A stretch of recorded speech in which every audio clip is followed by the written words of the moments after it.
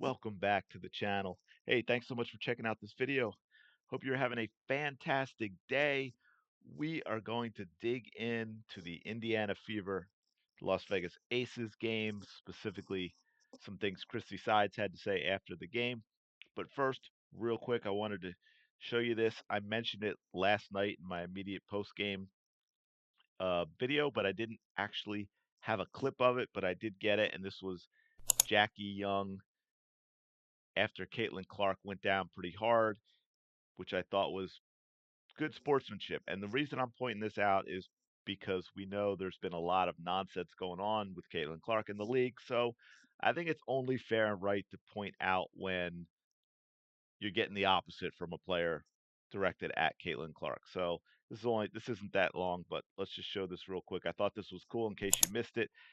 Caitlin stumbles here, goes, that hurts, by the way. Anybody who's slid on their knees on a hardwood floor, that hurts. And you see Jackie Young immediately went to tying her shoes and she's talking to her there.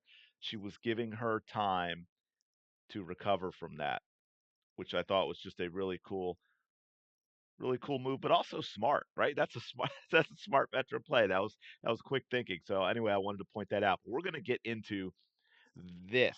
We're gonna dig into the mind of Christie Sides and see what she had to say after this game. Yeah, all right, let's give this a shot. Hopefully I've got the volume Was turned. evenly matched kind of first three quarters, and then fourth quarter they went on that 10-0 run, beat you 23-10, I think. Just what happened in that fourth quarter? We we battled our butts off for the first, for 3 quarters. Proud of those guys. In the past when we've had a hard time making shots, it's been a tendency to have a effect on the defensive end, and that didn't happen tonight. So for those 3 quarters, you hold Vegas to 65 points. You feel pretty good about where you are. They went on that 10-0 run, and it just deflated us. And I think that's just, we just got to be able to put the ball in the hole. Our shooting percentages weren't great. Got to make free throws, but hold them to 65 in 3 quarters, you feel pretty good about it. All right, couple things here. First, I'm going to give her the making shots and you got to make free throws 100%. If that 10-0 run deflated you so much, maybe you call a timeout sooner, right? There were bigger leads in the game earlier. You clawed your way back to 65-59. 6-point game going into the fourth quarter, even though you weren't shooting well. And then you let the 10-0 run happen before a timeout. How about a timeout when it's 4 or 6 and see if you can regroup? Because once it gets to 10 and you call that timeout, it was already 6 at the start of the quarter. Now it's a 16-point lead in the fourth quarter. And by the way, held them to 65.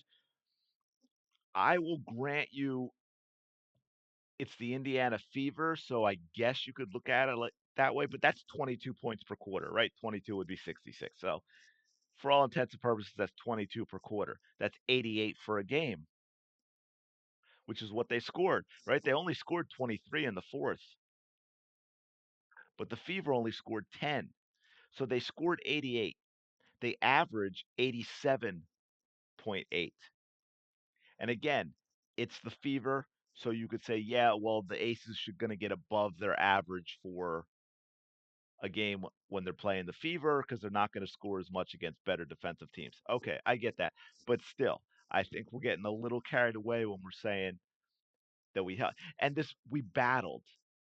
We battled. And I'm proud. Okay, can we do something besides battle?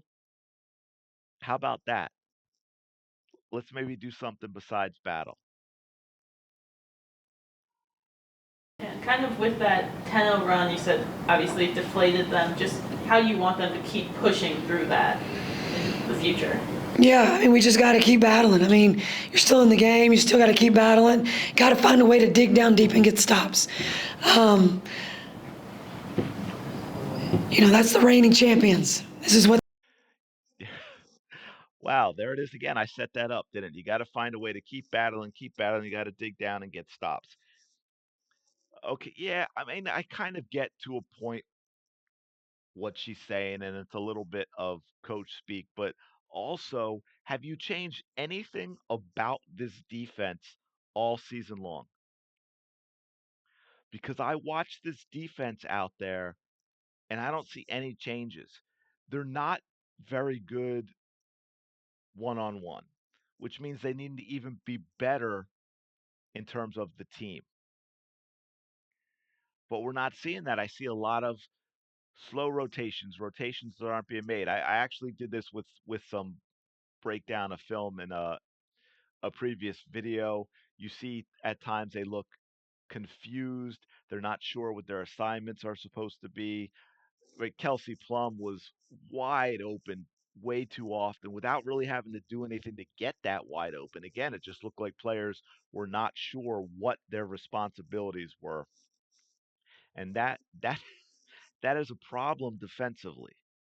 So just digging deep. If you're not playing, if the players don't understand the defensive system and they're not playing it well, they're not executing it well, digging deep isn't going to help. What they do. They hung around. We hung around fourth quarter, and they punched us. And we're going to learn from this. And We're always going to learn from this. She's been saying that all season. When does the learning happen? That's what I would like to know. When does the learning happen? Katie Lou obviously joined the starting lineup. Just what have you seen from her in the past couple games that make you want to make that switch? Yeah, I just thought she's shooting the ball really well. Just puts another threat out there. We're really trying to work the ball inside. As defenses start collapsing, I thought she would be good as another person to have that swing action too, and just her size. I thought in her decision making, especially in the Phoenix game, just wanted to give her that opportunity. Now, look, I don't have a problem with giving Katie Lou that opportunity. I did a video specifically on why she only played 4 minutes in what was it, the Seattle game, which I thought was ridiculous. But again, this goes to Christie Sides. I don't know if she's lying or she really has no idea what's going on with this team and has no idea what is happening with this team. Okay. Now, why do I say that? For this reason. What did she say? Let's see if we can go back. Where was that? Well, just puts another. Let's see. And Katie Lou obviously joined the starting lineup. Just what have you seen from her in the past couple games that make you want to make that switch? Yeah, I just thought she's shooting the ball really well. Just puts another. She's shooting the ball really well. That is why she started. Okay? Let's go and check out how well Katie Lou is shooting the ball. I tell you what, this basketball reference site does not like me. Every time I use it online. Thankfully, I know the numbers. I can tell you in the last 5 games, Katie Lou is 5 for 18 combined. That's what Katie Lou is the last 5 games. There you go, finally. 5 of 18. 3 of 15 from three. 3 of 15 from three. That is 20% in the last 5 games. Yet she's starting because she's been shooting the ball well. She gives us another threat from the outside. Because why? Because when we get the ball into the paint, can we stop with the getting the ball into the paint? It is destroying your season. Absolutely destroying the season. This is oh, they're too slow on offense. There's too much bad half court offense. They had 13 points in the second quarter last night. They had 10 points in the fourth. Why? Because they weren't running. They slowed it down, they stopped running, and they have no half court offense. You know what their half court offense looks like? If Caitlin, because remember this, remember last week's post game press conference when she said Caitlin Clark should get at least minimum 15 shots per game, and how the ball has to get back to her once it comes out of her hands? I remember that. Do you remember that? Yet the half court offense we see often, if it's not a pick and roll that works, the half court offense we see once Caitlin Clark gets rid of the ball has Caitlin Clark standing a far away from the ball once she gets rid of it with no movement from her. Nothing that tells you this ball is going to get back to Caitlin Clark, or even that we're trying to get this ball back to Caitlin Clark because she's not moving off the ball. Nobody is coming to set any picks for her off the ball so she can catch and shoot. There's none of that. Absolutely none of that is happening. I thought she would be good as another person to have that swing action too, and just her size. I thought in her decision making, especially in the Phoenix game, just wanted to give her that opportunity. And then I guess my last thing is obviously of Caitlin, Kelsey, Aaliyah, all stars. Hey, yeah. What does it mean to have three all stars? I think first time since 2007. Yeah, that's crazy. It's awesome. I mean, to have three All-Stars for the Indiana Fever this year, I'm so proud for them, so proud of for our organization. These guys deserve it. They've been working hard, keep getting better. Just shows the future and what that looks like for the Indiana Fever. You have three all stars, but you're 8-13, where they don't go together. They do not go together. And back to that offense real quick. She talked and talking about getting the ball back to Caitlin Clark. Now, Boston took 17 shots. Mitchell took 20 shots. Caitlin, the most shots Caitlin Clark's taken in a game this season is 17. Now, hey, can we talk a little bit about Demiris Dantas? Because she played 2 minutes. And if any of you were watching and you noticed, as soon as she got in there, the first time the ball went, she was playing defense. Sorry, first time she played defense, I was like, this is a nightmare because you could tell by how much space was between her and the player she was guarding as she moved around the court that she was very slow and very out of shape and was absolutely not ready to be out on the court. Now, how could the coach not notice this in practices? Because look, okay, I'll flip it. I'm going to give Christie Sides some credit. She took Dantas out and didn't put her back in, which I'm guessing is she recognized that. But how did you not recognize it in practice? And how is this the player they activated and waived Celeste Taylor for? To slow down the offense even more? To make the very bad defense even worse? How did Kelsey Plum do last night? Maybe Celeste Taylor could have guarded her. Maybe Celeste Taylor could have gotten out there on Kelsey Plum and it could have been a different outcome. Heck, where was Lexi Hull? Why wasn't Lexi Hull guarding Kelsey Plum? Why wasn't Lexi Hull playing at all?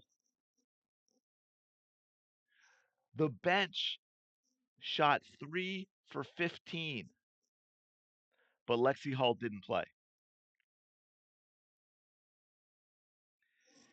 And look, Tammy Fig-Bentley that's probably the worst game I've seen her play. She was definitely off. She did not play well, but she was still active inside and had 7 rebounds in only 16 minutes. So once again, this presser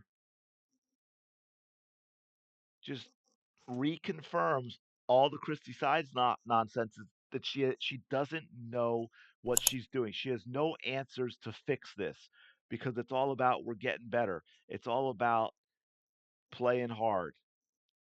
Shouldn't that be a given? It is their job, right? They should be playing hard. But what are you doing differently so that you beat teams that are in that next tier, as we've talked about, those 5 or 6 teams that we say you're a middle of the pack team, but you've got 3 all-stars and you want to make that step up. So what are you doing differently? If you're not running, you have no offense, and yet you slowed the game down last night. You slowed it down, and this allowed the Las Vegas Aces to crush you. Well, all right. I'm gonna leave it there with this one. I've got more to say on that, as I'm sure you can imagine. But let me know your thoughts in the comments below. Is it more of the same? Is it just because the Aces are so good? And I get they're a better team, but we know the Fever know they can beat teams below 500. They finally got a win about up against an above 500 team with Phoenix. But to that point, Phoenix is kind of a slow, older team, and they did run them. They didn't try and run against the Aces. The few times they did, they got some easy buckets.